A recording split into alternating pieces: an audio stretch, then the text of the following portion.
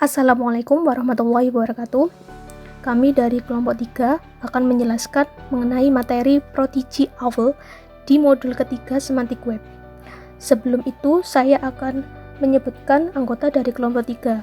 Yang pertama ada Laili Andana Fitri, yang kedua ada Miftahul Rizky Maulana, yang ketiga ada Muhammad Iman Nurdin, keempat ada Siti Fatimah Puspita Ningrum, dan yang kelima ada Syafira Laili Damayanti.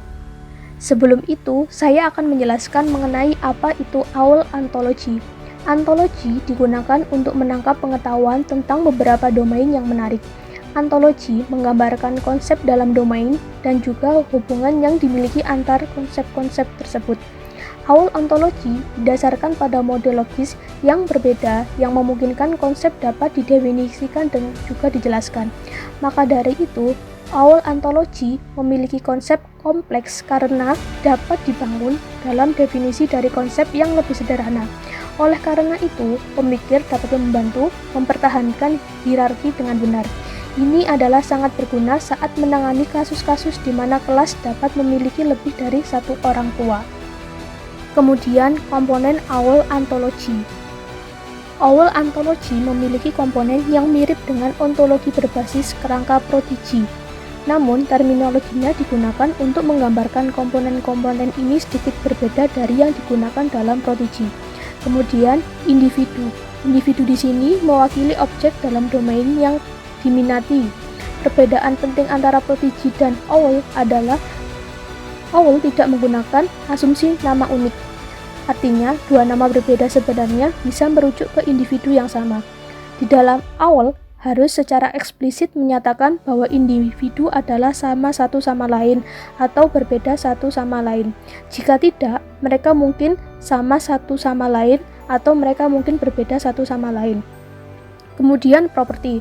Properti adalah hubungan biner pada individu. Properti akan menghubungkan dua individu secara bersama. Properti dapat dibatasi memiliki nilai tunggal, yaitu menjadi fungsional. Mereka pun juga bisa transitif atau simetris. Kemudian kelas OWL ditafsirkan sebagai set yang berisi individu. Mereka dideskripsikan menggunakan deskripsi formal atau matematika yang menyatakan secara tepat persyaratan untuk keanggotaan kelas. Kemudian ada contoh individu dari OWL Anthology. Misalnya, Ratu Elizabeth, The Ratu, dan Elizabeth Windors mungkin merujuk pada individu yang sama. Dalam OWL, harus secara eksplisit menyatakan bahwa individu adalah sama satu sama lain atau berbeda satu sama lain. Jika tidak, mereka mungkin sama satu sama lain atau mereka mungkin berbeda satu sama lain. Bisa dilihat pada gambar di samping, yaitu menunjukkan representasi beberapa individu dalam beberapa domain. Kemudian ada contoh properti dari OWL Anthology. Bisa dilihat pada gambar. Untuk properti Hash-sibling dapat menghubungkan Matheus yang bersifat individu dengan Gemma yang bersifat individu, atau properti Hash-shield mungkin akan menghubungkan individu Peter dengan individu Matthew. Properti dapat memiliki inverse, misalnya kebalikan dari Hash-owner adalah is-owned by. Kemudian ada contoh kelas dari OWL Anthology. Sebagai contoh, kelas cat akan berisi semua individu yang merupakan kucing dalam domain yang kita minati. Kelas mungkin diorganisasikan ke dalam hierarki superkelas dan subkelas yang juga dikenal sebagai taksonomi, yaitu subkelas spesialis dan superkelas mereka. Sebagai contoh pertimbangan kelas hewan dan kucing adalah kucing mungkin jadi subkelas dari hewan atau hewan adalah superkelas dari kucing. Ini mengatakan bahwa semua kucing adalah hewan, semua anggota kelas kucing adalah anggota kelas hewan. Kucing menyiratkan bahwa ia adalah hewan, dan kucing dimasukkan oleh hewan. Untuk contoh bisa dilihat pada gambar yang menunjukkan representasi dari beberapa kelas yang berisi individu. Kelas diwakili sebagai lingkaran atau oval, lebih tepatnya seperti set diagram Venn. Di kelas OWL dibangun deskripsi yang menunjukkan kondisi yang harus dipenuhi oleh individu untuk menjadi anggota kelas. Selanjutnya, di sini saya akan mendemokan cara penggunaan dari aplikasi Prodigy. Pertama, kita perlu mengimport file dot.exe melalui folder graphics. Hal ini digunakan nantinya untuk memvisualisasikan seluruh kelas dalam ontologi yang sudah kita buat nantinya. Untuk step by stepnya, teman-teman bisa langsung ikuti tutorial pada video ini.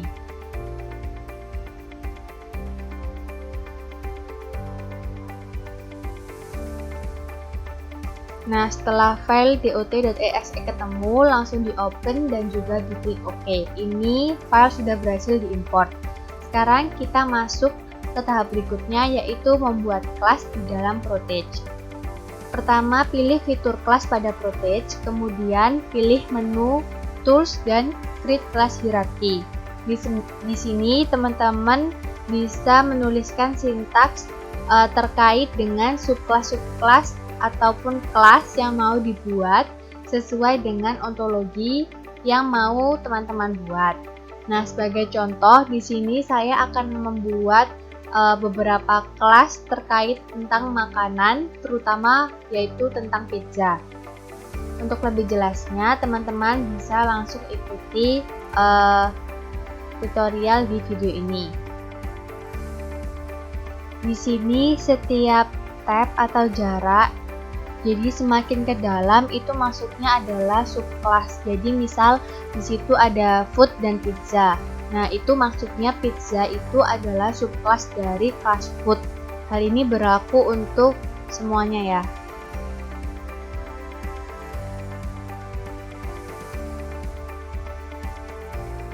Setelah semua sintaks sudah selesai dituliskan, teman-teman bisa melihat di sini ada beberapa kelas dan juga subkelas di dalamnya.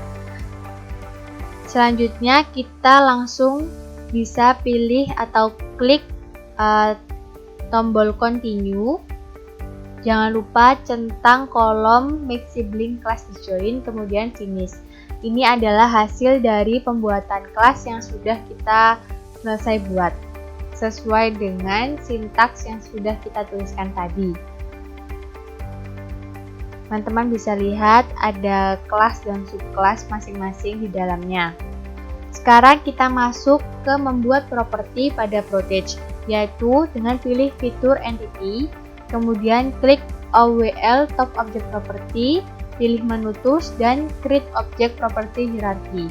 Sama halnya dengan cara membuat kelas tadi, teman-teman juga bisa menuliskan sintaks terkait properti ataupun subproperti apa saja yang mau dibuat di dalam ontologi ini.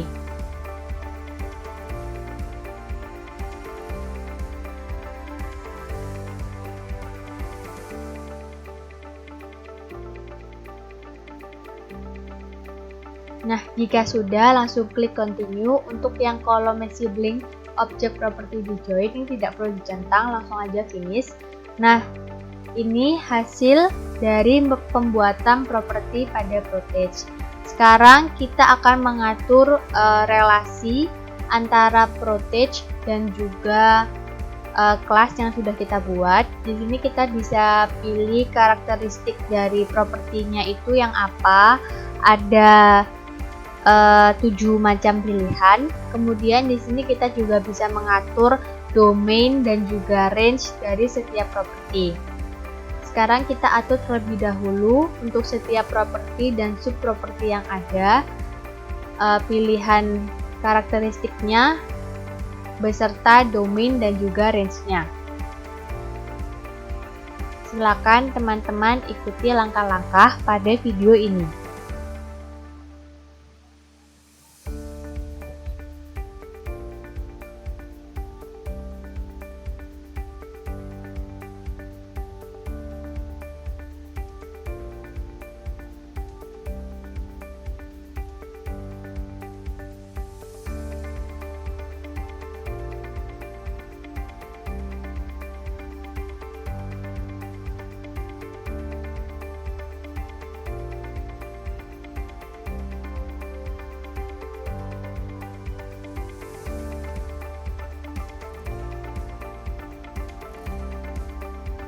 Setelah semua properti sudah kita relasikan, sekarang kita masuk ke cara memasukkan individu ke dalam suatu kelas.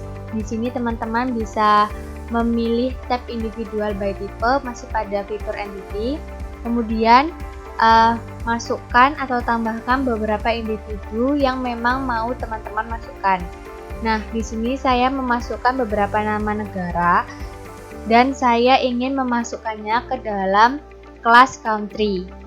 Nah, langsung saja caranya yaitu klik tipe. Nah, sini teman-teman bisa tambahkan tipenya sesuai dengan nama kelas yang sudah dibuat sebelumnya.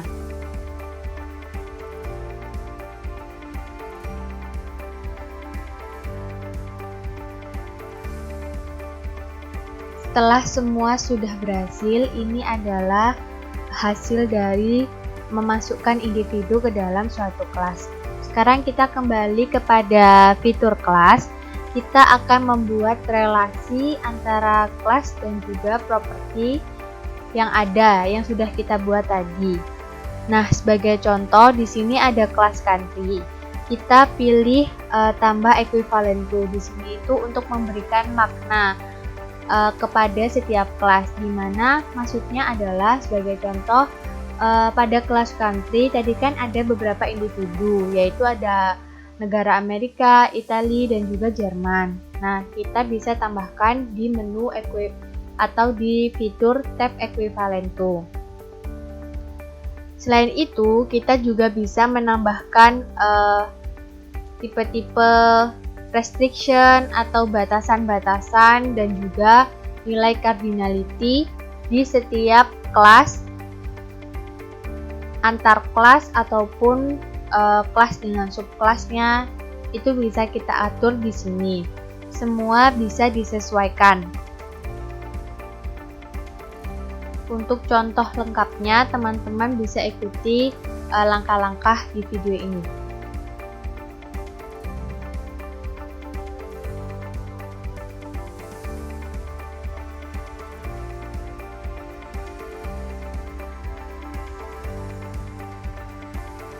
Nah, sebagai contoh di sini kita bisa menentukan batasan atau restriction. Jadi pada menu atau kelas interesting pizza, dia itu memiliki batasan, yaitu memiliki topping dengan nilai minimal yaitu 3. Kemudian di sini pada menu Amerika kita itu bisa memilih beberapa topping jadi satu dalam satu pizza, atau juga bisa memilih hanya satu topping di satu pizza. Nah, caranya yaitu untuk yang beberapa topping dalam satu pizza itu kita bisa gunakan hash topping, some mozzarella topping, kemudian hash topping some pepperoni sauce, atau juga hash topping dari some tomato topping.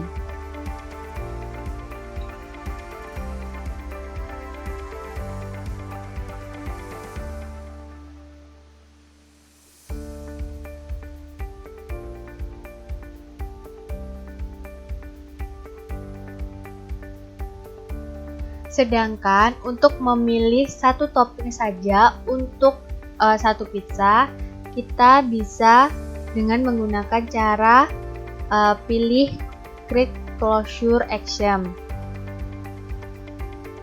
Nah, di situ bisa kita lihat hash topping only mozzarella topping or pepperoni sauce or tomato topping. Jadi kita bisa memilih hanya salah satu topping untuk setiap pizzanya.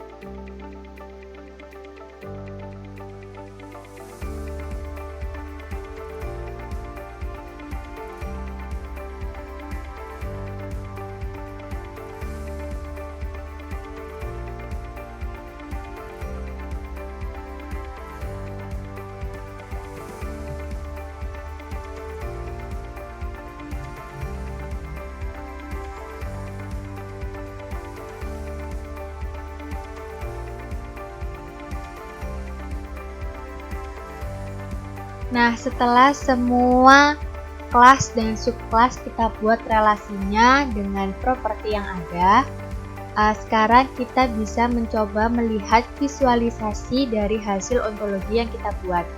Pertama, kita akan menggunakan cara dengan melihat hasil visualisasi menggunakan OWL-VIS. Nah, ini adalah hasil visualisasinya dari ontologi yang sudah kita buat. Teman-teman bisa lihat di situ hubungannya ada pizza, kemudian memiliki subkelas, pizza topping, dan juga lain-lain. Teman-teman bisa lihat lebih jelasnya dan juga bisa langsung mencobanya.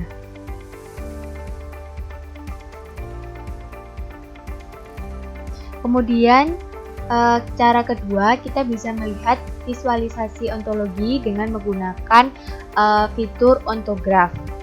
Ini adalah hasil visualisasi ontologi yang sudah kita buat dengan menggunakan ontograph.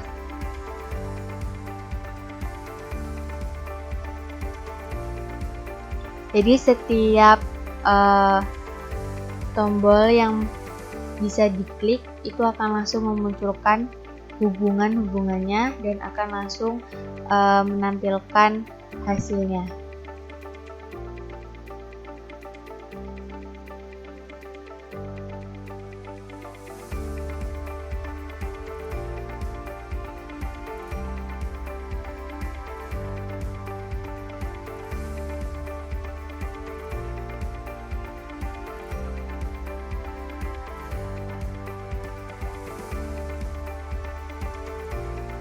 Nah, ini adalah hasil dari visualisasi ontologi menggunakan ontograph. Jadi semuanya secara keseluruhan tampilan ontologinya adalah seperti ini. Selain dengan menggunakan OWL-VIS dan juga ontograph, kita juga bisa memvisualisasikan ontologi yang sudah kita buat dengan menggunakan situs website online. Sebelumnya kita save terlebih dahulu project yang sudah kita buat ini. Teman-teman bisa atur sendiri untuk peletakan filenya. Kemudian untuk file tipenya adalah OWL file. Jadi bisa disesuaikan seperti yang ada pada video ini. Jika sudah berhasil di save, sekarang kita akan mencoba memvisualisasikan menggunakan OWL GRED. Nah, sebenarnya OWL GRED ini ada yang dalam bentuk software, aplikasinya sudah bisa langsung diinstal atau juga bisa secara online. Ini saya menggunakan aplikasi yang sudah diinstal, kemudian kita masukkan dulu project yang sudah kita buat sesuai dengan nama project yang tadi kita save ya. Kemudian kita import terlebih dahulu ke dalam OWL GRED.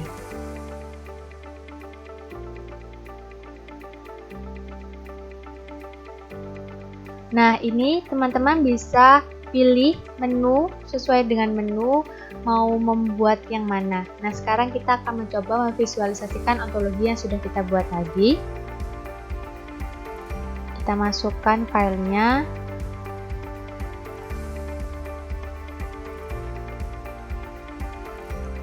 Dan berikut adalah hasil visualisasi ontologi yang sudah kita buat dengan menggunakan aplikasi OWL GRED. Di situ kita bisa lihat relasi hubungannya, kemudian propertinya, kemudian juga restriction dari setiap kelas, atau mungkin juga ada cardinality. Teman-teman bisa lihat dengan jelas di sini.